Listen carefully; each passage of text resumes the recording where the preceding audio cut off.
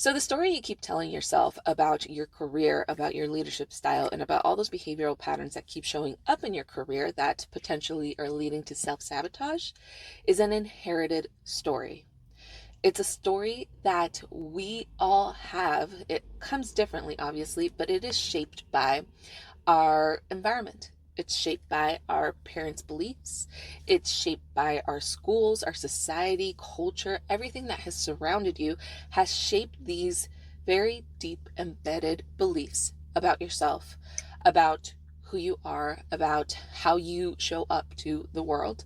And this story has now become part of who you are. It's almost like you've accepted that story. You've accepted that all of these character traits that came from your environment, your parents' limiting beliefs, schools that whatever schools taught you, you've accepted that that has now become who you are.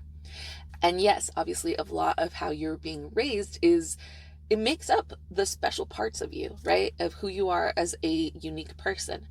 But a lot of it does come with some limiting beliefs that we need to dismantle for ourselves in order to move towards the ideal version of ourselves that we want to be. We want to make sure that we don't think of these stories as static. We don't think of these limiting beliefs that we obtain from our story as static. It took me a while to understand that my story had been inherited completely, that a lot of the limiting beliefs that I had, a lot of the behavioral patterns that I had came from a story that I had inherited that wasn't truly mine, that those limiting beliefs that were so embedded within me weren't my limiting beliefs. They were somebody else's. They were embedded in me from early life experiences. Something that I had experienced became a limiting beliefs that I carried with myself. And the thing is, it has a lot to do with your early life experience because when you're younger, you are basically a sponge, right? That's when you're the most impressionable. That's when you learn everything about the world and truly hang on to it, compared to when you're adult and you're able to discern things a lot better. So a lot of the limiting beliefs or a lot of the behavioral patterns that came from your original story, that the early life experiences are so deeply embedded that they're part of your subconscious. Now they're part of your habits. They're part of the way you were programmed. And whenever I say the word subconscious, people kind of start rolling their eyes at me because they think we're entering the woo-woo space. But it's true. And I'm pretty sure neuroscience backs this up, that a lot of the behavioral patterns that we have that are on automatic, that are instinctual, comes from those being embedded as from these experiences that were impactful enough, that were emotionally impactful enough to leave an imprint on you as a person. And that imprint stays in your subconscious because you want consciously, let's say that consciously you want, let's talk about, behavioral patterns within our career. Consciously, I want to not be a defensive person. I want to be able to take critical feedback well and take what will benefit me and work on it, truly work on it. Consciously, that's what I want to do. Subconsciously, when I enter a space of criticism from anywhere, I become defensive. That's my automatic response. That's my instinctual response. So that's not my conscious mind doing the work, controlling my life. That's my subconscious mind taking over. And this is why when, an interaction that goes on where I didn't show up as my best self, this is why I feel so guilty about it afterwards, right? And I'm like, I told myself that I was going to be calm, that I was going to take a breath, that I was going to think through it. And instead of doing that, I saw red and I completely became defensive, went on the defense, and acted in a way that I'm not proud of. Because it wasn't my conscious mind in control, it was my subconscious mind. And a way to help you rewire your brain, really rewire your subconscious mind, is to concentrate on that story. What is your story? What is the story that you inherited, right? What is the story that you inherited? What is the limiting beliefs that came with your story? And you have to be very clear about them to be able to dismantle them. A lot of this also has so much to do with your nervous system, because the things that get imprinted on you from your story aren't just limiting beliefs. They can also be nervous system reactions, right? So I'll use my example again. I was raised in a home where speaking your own mind and having a different opinion wasn't a safe thing to do. So my brothers and I learned to keep our opinions to ourselves to keep the harmony, right? We learned that if we spoke up, we would basically get yelled at and the rest of the day would be ruined. And all of that became a feeling, right? It became something that I was terrified of. I didn't want to get yelled at when I was younger. I was scared of that. It made me nervous. It made me sweaty. It made me feel like I wasn't in a safe space.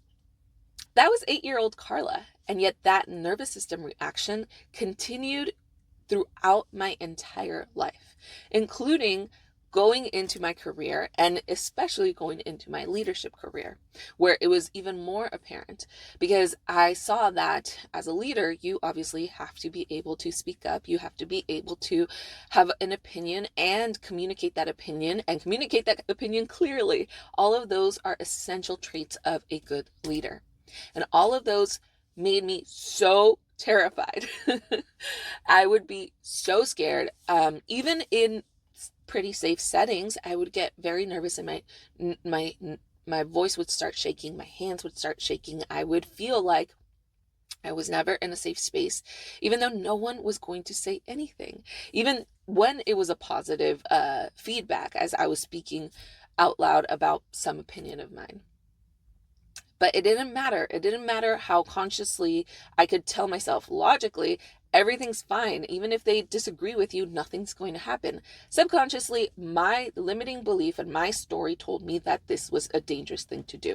And it left an imprint in my nervous system. And so my nervous system, all it knew were the patterns. All it knew was how to react same fashion. And so I had to figure out how to rewire not just my limiting belief, but also my nervous system to be able to get through these things and be able to show up as the version of myself that I saw in my mind, the version of myself that I would write down. I want to be like this. I want to be this kind of leader. That version of myself was unattainable if I didn't do the deep work. Part of that deep work is rewriting your story. Rewriting the story is honestly the first step because first you have to identify the behavioral pattern that you're doing and align it or match it up with your story, with the limiting belief from your story. And then you have to figure out, okay, what is the original wound? It gets very vulnerable. It gets very uncomfortable because you have to go deep into not just, oh, I might get nervous about speaking out in public. And you leave it at that, right? In order to rewire your brain, you have to go deep. Why do you get nervous about speaking in public? Or whatever behavioral pattern it is that you're bringing up. Why do I get defensive? Why am I such a perfectionist? Why do I put people down when I'm trying to be a leader? Why do I overwork? Why do I have to prove my value through my performance and working? So all of these are the behavioral patterns that are showing up for you. So figure out what is the story behind each of those behavioral patterns, right? I told you my story. I told you that I was afraid to provide my opinion and provide it clearly, not just I got really good at being able to speak up, but I got really good at not explaining it clearly because I was too afraid to stay in that moment, right? So I really had to figure it out. Really had to attach that story of mine that I had inherited, that came from my early life experience, that had a big impact on me emotionally, and that essentially rewired my brain and embedded a limiting belief inside of my brain. So again, this is a story that I inherited. This isn't a static character trait. This is something that I can work on. I can rewrite my story and I can rewire my brain to work on this and get out of this. So my perspective has been all along, right, from this story that I inherited, that I can't speak up. It just makes me nervous. I am just not a public speaker. I am just not a good communicator.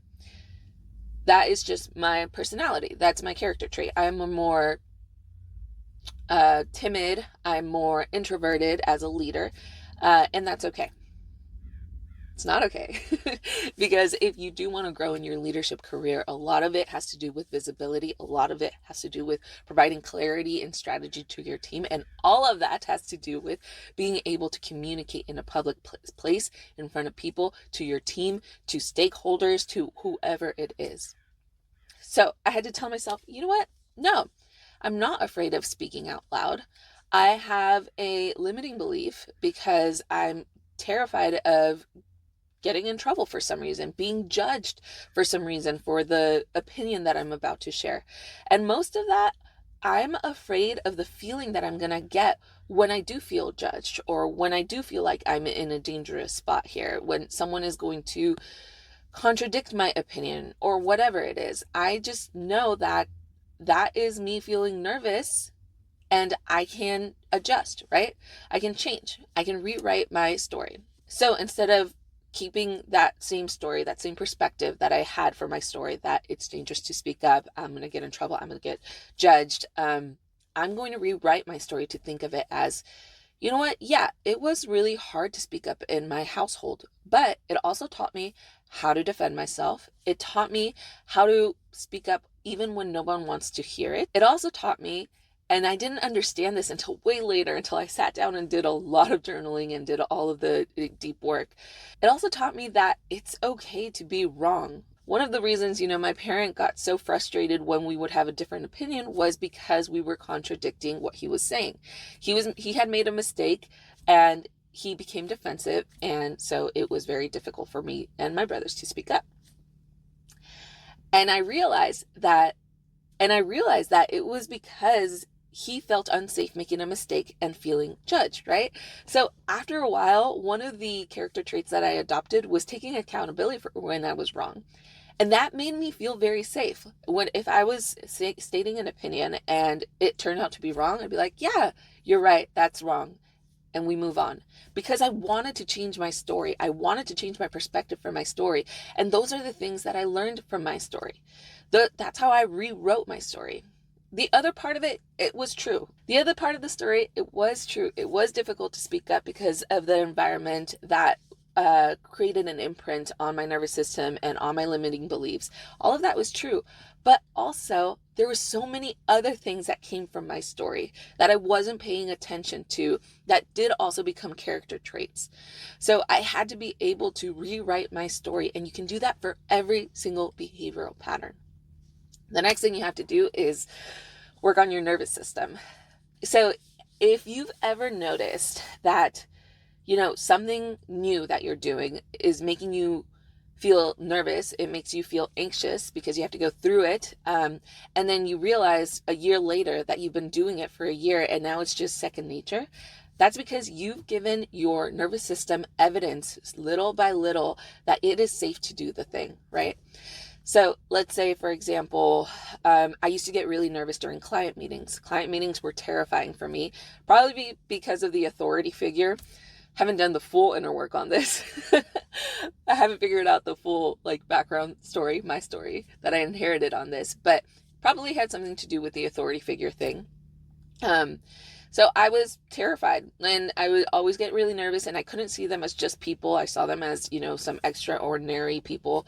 And it was very, very terrifying for me to do client meetings, but I have to do client meetings. That's part of the role, right? Especially as I got into leadership, especially as I got higher and higher and higher into leadership, where essentially I was always client facing. I forgot what I was saying. The nervous system thing. Okay. But because it was part of my role, I had to do it over and over and over and over and over and over again. And a lot of the first meetings that I had to take with my clients, it would be in a safer space, right? I would be with a senior engineer, or I'd be with someone way more senior than I was. Then eventually became where I went on my own. But because I fed my nervous system evidence little by little that actually, they're just people. You're just having a conversation. There might be a little bit of conflict and disagreement that you can work through, but you'll work through it. It's fine. You're safe. All of that took a lot of time to train my body and my nervous system to see client meetings as important as something, but they're part of my job. And they're no longer something that completely terrified me. They're no longer this big glaring meeting at the end of the week that I'm nervous about. And every time I think about it, I'm worried, and it makes me stressed. It puts a lot of stress on my body. It no longer is that. I'm so comfortable with client meetings now that they just are part of the everyday life. And that's because my nervous system learned that. My nervous system learned that little by little, things become safe, right? So anything that you've ever done that's new, that makes you anxious, but as you do them, as you give your nervous system evidence that it's pretty safe to do this, you're rewiring your nervous system for these things, right? And that's also very important when it comes to rewriting your story and being able to get yourself out of these behavioral patterns, paying attention to your nervous system. How does your nervous system react? Then paying attention to your limiting beliefs, paying attention to your story. How can you rewrite your story? None of us are static, and that's the most important part of this message of this video, is that we got to stop thinking that it's part of who we are, that it's any behavioral pattern that you want to change is part of your personality, it's part of your character trait, and there's nothing that you can do about it. That's not true. You can decide to be whomever you want to be. Write down the ideal version of you. Who is that person? What are her character traits? What are her habits? How do they make people feel? How do they walk through the world? Write that ideal person and decide to be that person. That doesn't mean that it's going to happen overnight, but if you decide that you want to be that person, start paying attention to your own behavioral patterns that you need to adjust to become that person. Work through your limiting beliefs, work through your nervous system reactions, work through your subconscious automatic habits, reactions, emotional reactions. This is the part that gets tricky because it requires a lot of self-awareness. I have a whole video on like radical self-awareness if you want to go watch that one. But it does require a lot of vulnerability, a lot of self-awareness, letting go of the ego, which is the hardest part. But I do know that the best leaders, the most influential leaders, the ones that you want to follow, the ones that are really good leaders that you see have, grown their career so seamlessly easy, is because they actually work a lot on self-development. Because a lot of them have worked on those limiting beliefs. Or, you get the lucky ones who never had limiting beliefs, and then you're just like, well, damn. And they have such a beautiful aura about them, right? Anyways, that's all I wanted to say on this video. Fully unscripted. That was cool. I hope I get to do this more often. I hope you enjoyed this video. Subscribe if you haven't yet, and I'll see you on the next one. Bye, everyone.